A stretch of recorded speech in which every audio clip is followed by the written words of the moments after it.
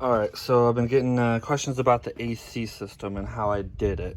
It's not too hard, but basically, since I redid the core support, I have another support bar underneath that. It's just more of a facade right now. But I moved the condenser forward so I can make room for the bigger radiator, and B, the turbo manifold I made. So that's moved forward. The lines I kind of had to persuade a little bit just to rebend them a little bit, so that they would fit. But it uses all the factory, the B3, just the factory Festiva AC system. Then the compressor is in the B3, it uses the B3 bracket and everything. The water pipe that goes behind and down is the B3. You have to, you can't use the B6 water pipe.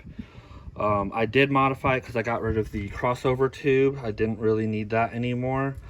And then the tensioner right here for the AC pulley, I had to make spacers. I think it was only like 1 or 1 1/8 spacers.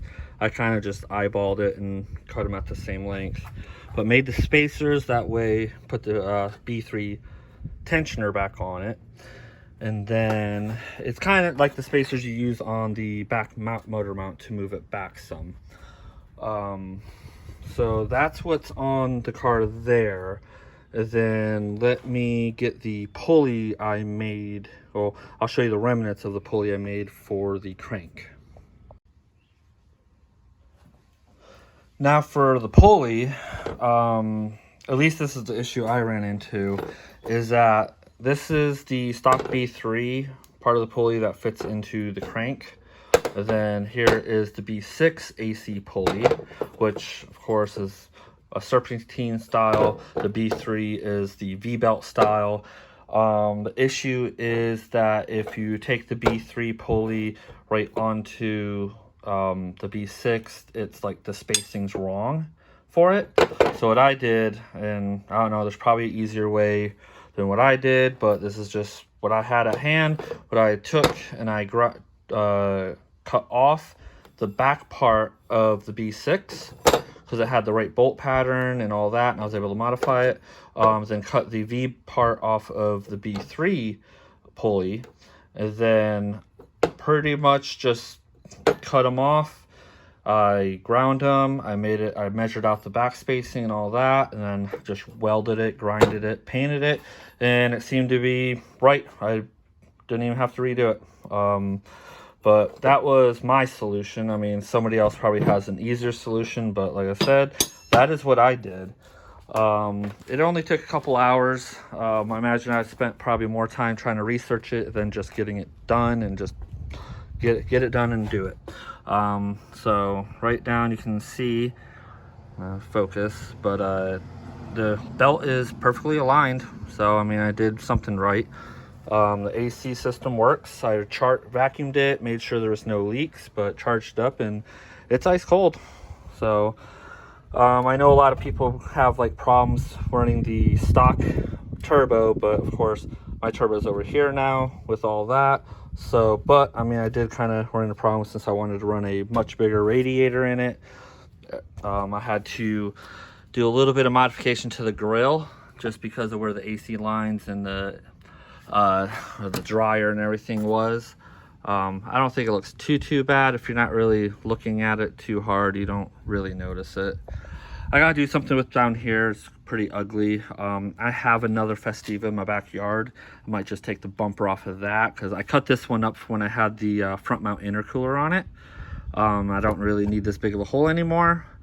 I was thinking about putting some mini fans on the condenser here just to help a little bit more airflow, because there's not much room for a large fan in here. But yeah, I ended up going to water to air intercooler. I have a tank in the back for ice, and it works pretty well. Keeps the temps down on it, at least for now. What else? Right now the car is up on jack stands. I just did some new rear brakes on it, and I just went ahead and put the XR2 front brake assembly on it, the whole knuckle and everything. There's the old stock one, and just got these done about, I don't know, half an hour ago. So gonna have a lot better brakes. One issue I ran into at the dyno was I did not realize how close I had this to the reservoir here, and I'm going to have to do something with the front motor mount because the engine flexed so much it actually pushed and popped the reservoir out of the master cylinder. So I leaked all the fluid out of there. I thought that I had a leak in the master cylinder itself, because I noticed there was no fluid and there was fluid dripping out of here. It wasn't until later on that I realized the whole reservoir had popped off and it was just kind of at an angle there and drained it out. So being that I have to rebleed the brakes and everything like that, I figured it was time to go ahead and do the XR2 front brake upgrade, because I'm gonna have to rebleed everything anyways. So it was a good time. I had them sitting around, figured just get her done and all that, so it'll have a lot better brakes now. Because I might be pulling a small trailer. This car is going to Rocky Mountain Race Week this year, here in about a month and 2 weeks or so, something like that. It's June 12th to the 18th. So I'm just trying to get everything ready. I'm going to post the dyno videos. I have a couple of them. Carlos had dyno tuned this for me. We put it about 260 horsepower, like 243 torque. We can go a little higher if we want to, but I think the car is pretty good right where it's at. It definitely scoots down the road good. Right there is the water tank. Don't mind the wiring mess. I'm still in the middle of dealing with all of that. But we're getting it. It's getting there slowly but surely. Just trying to finish up all the little things. There's the fuel tech, and that is a GPS speedometer. And then with the fuel tech 450, I gotta get a new radio. My old one burnt out, but the shift light actually works off the fuel tech. So that's activated there. We have two-step. Also, I have down here, I have my line lock for the back brakes. Then I have this is for my pump for the water to air intercooler, turn my pump on and off. Like I said, don't mind the wiring. I still got to clean some stuff up. That is the whole wiring board. This has all the relays, fuses for the whole system right here. But there'll definitely be some more videos to come. Some people actually are wondering about the roof rack. I just made some brackets here. They are riv nutted into the body, and I sealed them. I mean, it is secure on here.